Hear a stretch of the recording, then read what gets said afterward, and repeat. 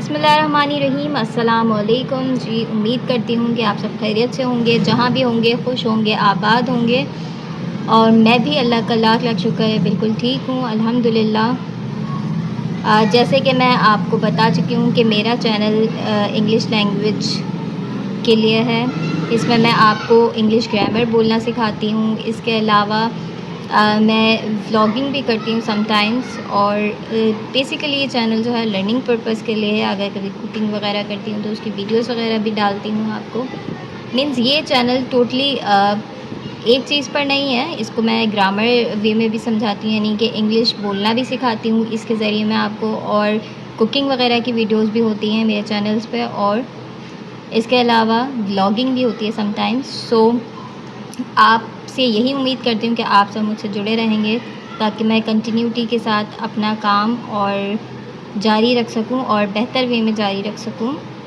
Video का आगाज़ करने से पहले, वीडियो शुरू करने से पहले मैं आप सबको एक अच्छी बात भी बताती हूँ। सो आज की अच्छी बात यह है कि इंसान को कभी भी मायूस नहीं होना चाहिए किसी भी हाल में, किसी भी वक्त में। और इंसान को हमेशा अपने रब का शुक्र अदा करना चाहिए और उम्मीद करनी चाहिए कि जो हो रहा है वो बेहतर है, लेकिन अब जो होने वाला है वो बेहतरीन होगा। और ऐसा होगा कि जिससे हम बहुत ज़्यादा खुश हो जाएंगे और अनएक्सपेक्टेडली हमें बहुत सारी खुशियाँ मिल जाएंगी। शायद आपने सुना हो कि एक अंग्रेज़ी में एक कहावत है कि things have to end for a new beginning, यानी कि चीज़ों को ख़त्म होना पड़ता है एक नई शुरुआत के लिए। सो उसी अच्छी शुरुआत का आप सब इंतज़ार कीजिएगा। अगर आप किसी भी बात को लेकर मायूस हैं तो मायूस नहीं होना है, क्योंकि मायूसी तो वैसे भी कुफ्र है। इंशाल्लाह आगे होने वाले तमाम हालात बेहतर से बेहतरीन होंगे। सो अपना काम बहुत ईमानदारी के साथ करते रहें। इंशाल्लाह आप सब के लिए बहुत आसानियाँ होंगी और अल्लाह पाक हम सब के हक़ में आसानियाँ करे और हम सबको खुश और आबाद रखे। इसी के साथ अपनी क्लास का आगाज़ करते हैं। आज है हमारी क्लास 13। क्लास 13 में जो है मैंने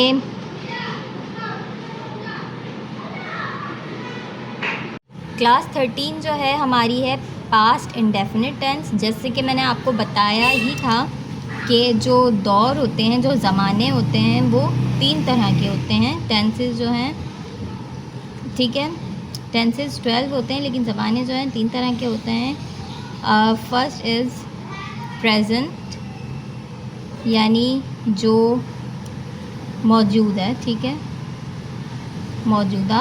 और पास्ट जो गुज़र चुका है, गुज़रा हुआ, ठीक है। एंड फ्यूचर मीन्स जो आने वाला है, ठीक है। 3 तरह के ज़माने होते हैं। ये सारी चीज़ें जो है मैं आपको स्टार्ट की क्लासेस में बता चुकी हूँ ऑलरेडी, लेकिन ये जस्ट मैंने रिवीजन के लिए आपको बता दिए कि बेसिकली जो ज़माने होते हैं वो 3 तरह के होते हैं। और ग्रामर में जो है इनके मज़ीद 4 टेंस करके जो है मज़ीद 4 टेंस हैं, जिसके बाद जो है ये 12 टेंसेस बन जाते हैं। प्रेजेंट के मैं आपको चारों टेंसेस समझा चुकी हूँ बहुत डिटेल में। अब जो है हमारा पास्ट शुरू हुआ है, पास्ट के टेंसेस शुरू हुए हैं और पास्ट का पहला टेंस है पास्ट इंडेफिनिट। और ये क्लास है हमारी 13, ठीक है, पास्ट इंडेफिनिट की। इसकी आइडेंटिफिकेशन की बात कर लें तो आखिर में इसके आ रहा होता है जी, इसकी पहचान है अलिफ, बड़ी ये छोटी है एन नून गुन्ना, यानी ये इसकी पहचान है। लास्ट में जो वर्ड ख़त्म हो रहा होगा वो अलिफ से, बड़ी ए से, छोटी ए से या नून गुन्ना, इस तरह के वर्ड से जो है इसकी एंडिंग होती है। अच्छा, जुमले की जो स्ट्रक्चर होता है, यानी कि सेंटेंस जो होता है, ये मैंने स्टार्ट की क्लास में जो है आपको इन डिटेल समझाया है। तो यहाँ पे जो है मैं आपको एक और बार रिवाइज़ कर रही हूँ। सब्जेक्ट प्लस हेल्पिंग वर्ब, यानी हर सेंटेंस में जो है, हर जुमले में एक सब्जेक्ट होता है, यानी जो काम कर रहा होता है। एक हेल्पिंग वर्ब होता है जो उन सेंटेंस को बनने में मदद दे रहा होता है, प्लस वर्ब जो काम हो रहा होता है, ठीक है, वो वर्ब कहलाता है। एंड प्लस ऑब्जेक्ट, यानी जिस पर काम कर रहे होते हैं वो ऑब्जेक्ट होता है। ये होता है एक जुमला बनाने का स्ट्रक्चर इंग्लिश में। अच्छा जी, अगर मैं हेल्पिंग वर्ब की बात कर लूँ, पास्ट इंडेफिनिट, पास्ट यानी गुजरा हुआ, इंडेफिनिट यानी सिंपल टेंस, पास्ट का सिंपल टेंस, ठीक है। इसका हेल्पिंग वर्ब एक ही होता है, जो कि होता है डिड। डिड सबके साथ लगता है, we, she, he, you, we, they, any name, ठीक है। एनी नेम के साथ जो है डिड लगता है। अच्छा, देखा जाए तो ये टेंस थोड़ा इजी भी है और थोड़ा सा समझने वाला भी है। इसमें वर्ब की जो है सेकंड फॉर्म लगती है। फॉर एग्ज़ाम्पल, किरण ने नाश्ता बनाया। अब इसकी पहचान ये है कि इसके लास्ट में अलिफ आ रहा है। किरण ने नाश्ता बनाया, इसकी पहचान ये है, इसके लास्ट में अलिफ आ रहा है, ठीक है। मीन्स हम पहचान लेंगे कि ये कौन सा टेंस है, पास्ट इंडेफिनिट टेंस है, ठीक है।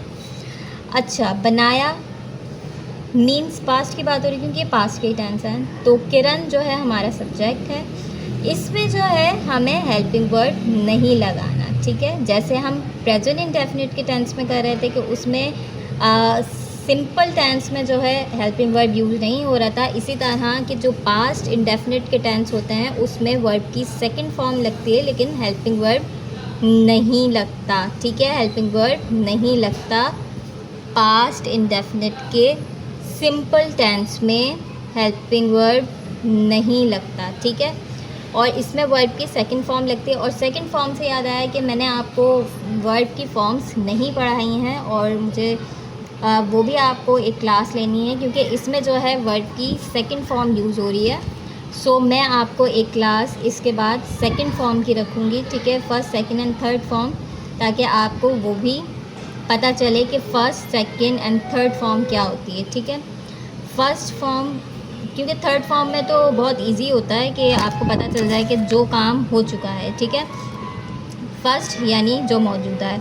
लेकिन सेकंड फॉर्म आपको इन डिटेल समझाने के लिए मैंने एक क्लास वो भी रखी है, वो इंशाल्लाह नेक्स्ट क्लास होगी। अभी मैं यहाँ पे जस्ट पास्ट इंडेफिनिट की एक आइडेंटिफिकेशन, ठीक है, एक सिंपल टेंस आपको सिखा रही हूँ ताकि इसके बाद मैं सेकंड फॉर्म आपको और इन डिटेल समझा दूँ। फर्स्ट सेकंड एंड यानी वर्ब की 3 फॉर्म्स होती हैं, 3 फॉर्म्स ऑफ वर्ब होती है, वो एक क्लास में कंडक्ट करूँगी। उसके बाद मैं मज़ीद इसकी प्रैक्टिस क्लास रखूँगी। जैसे किरण ने नाश्ता बनाया, अब इसका सादा जुमला क्या बनाएंगे, किरण मेड ब्रेकफास्ट। यहाँ पे हमने हेल्पिंग वर्ब नहीं लगाना, पास्ट इंडेफिनिट में सिंपल टेंस में हेल्पिंग वर्ब नहीं लगता, ये सादा जुमला है, ठीक है। ये मैं अगेन रिपीट कर रही हूँ। सेकंड फॉर्म मेक होता है फर्स्ट फॉर्म, ठीक है, मेक यानी बनाना।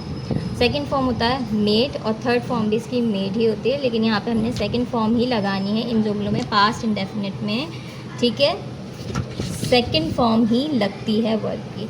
अब इसका इंटेरोगेटिव बनाने के लिए हम डिड का यूज़ करेंगे क्योंकि इसका जो हेल्पिंग वर्ब है वो नेगेटिव और इंटेरोगेटिव में तो लगता है लेकिन सिंपल टेंस में नहीं लगता। डिड किरण, और उसके बाद जो है मेक यानी फ़र्स्ट फॉर्म लगेगी, सेकंड फॉर्म नहीं लगेगी। इंटेरोगेटिव में भी और नेगेटिव में भी फ़र्स्ट फॉर्म लगती है, सेकंड फॉर्म नहीं लगेगी, क्योंकि ये समझ लें कि इसका जो डी है वो यहाँ आ गया सिंपल, क्योंकि हमारी टीचर ने भी हमें यही बताया था कि डिड किरण मेक, यानी यहाँ पे फर्स्ट फॉर्म लगेगी, यहाँ सेकंड फॉर्म लग रही थी, ठीक है, सिंपल टेंस में, एंड यहाँ पर जो है फर्स्ट फॉर्म लगेगी। डिड किरण मेक ब्रेकफास्ट, यानी क्या किरण ने नाश्ता बनाया। अब इसी तरह इनकारियन यानी नेगेटिव की बात करूँ तो किरण डिड यानी हेल्पिंग वर्ब के बाद नॉट का इजाफा कर देंगे, मेक ब्रेकफास्ट, ठीक है। किरण डिड नॉट मेक ब्रेकफास्ट, ये एज इट इज़ हमारा नेगेटिव सेंटेंस बन गया।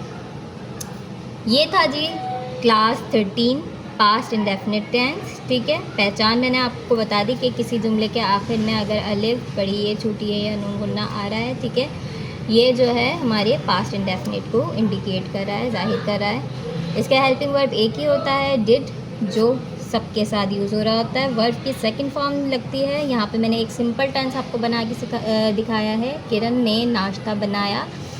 सो किरण मेड ब्रेकफास्ट, इसका जो सिंपल टेंस है मैं फिर बता रही हूँ कि इसके अंदर हम हेल्पिंग वर्ब यूज़ नहीं करते। जैसे प्रेजेंट इंडेफिनिट में जो है सिंपल टेंस में हेल्पिंग वर्ब यूज़ नहीं हो रहा था, इसी तरह पास्ट इंडेफिनिट में भी इसके पहले टेंस में हेल्पिंग वर्ब यूज़ नहीं होता, ठीक है। किरण मेड, इसमें वर्ब की सेकंड फॉर्म लगती है एंड ब्रेकफास्ट, ठीक है। किरण मेड ब्रेकफास्ट, किरण ने नाश्ता बनाया, ये सादा जुमला था। डिड किरण यानी कि हेल्पिंग वर्ब जो है हम स्टार्ट में लगा देंगे एज़ इट इज़ यहाँ पे पूरा जुमला एज़ इट इज़ ले आएंगे। तो ये हो गया हमारा इंटेरोगेटिव यानी सवालिया जुमला। और अगर अब हमें नेगेटिव जुमला बनाना है तो हेल्पिंग वर्ब के जस्ट बाद नॉट का इजाफा कर देंगे, मेक ब्रेकफास्ट। ये हो गया हमारा इनकारिया जुमला। उम्मीद करती हूँ कि आपको ये क्लास अच्छे से समझ आई होगी। क्लास 13 तक पहुँच गए हैं माशाल्लाह अल्हम्दुलिल्लाह हम। और अगर अब तक आपको कोई भी कन्फ्यूजन हुई है तो काइंडली मुझे बताएं, मुझे कमेंट सेक्शन में कमेंट ज़रूर करें। अगर मेरी वीडियोस आपको पसंद आ रही हैं तो लाइक करें और मेरी वीडियोस को ज़्यादा से ज़्यादा शेयर करें। और इंशाल्लाह मैं नेक्स्ट क्लास में वर्ड की 3 फॉर्म्स ऑफ वर्ड की क्लास में मिलूँगी, ताकि आपको ये सेंटेंस और इजीली समझ आ जाए, क्योंकि इसमें सेकंड फॉर्म का यूज़ हो रहा होता है। तो आपको पता होना चाहिए कि फ़र्स्ट फॉर्म तो आप सभी को ऑलमोस्ट पता है, जो सेकंड फॉर्म होती है वो क्या होती है एंड थर्ड फॉर्म होती है वो क्या होती है, उसको इन डिटेल में क्लास में कंडक्ट करूँगी और वो क्लास मैंने बनाई भी है। तो मैं आपको जो है नेक्स्ट क्लास में इन डिटेल वो 3 फॉर्म्स ऑफ वर्ब समझाऊंगी, क्योंकि पास्ट इंडेफिनिट में मैं फिर बता रही हूँ कि सेकंड फॉर्म का यूज़ हो रहा होता है। तो वो क्लास लेना पहले आपको समझाना ज़रूरी है, ठीक है। ये जी क्लास 13 थी हमारी पास्ट इंडेफिनिट की। उम्मीद करती हूँ कि आपको यहाँ तक समझ आया होगा। नेक्स्ट क्लास हमारी 3 फॉर्म्स ऑफ वर्ब की है। इंशाल्लाह हम अपनी क्लास 14 के साथ नेक्स्ट क्लास में मिलते हैं। तब तक के लिए मुझे दुआओं में याद रखें, और फिर भी कोई कन्फ्यूजन है तो प्लीज़ कमेंट सेक्शन में ज़रूर बताएं। तब तक के लिए मुझे दीजिए इजाज़त। अल्लाह हाफ़िज़।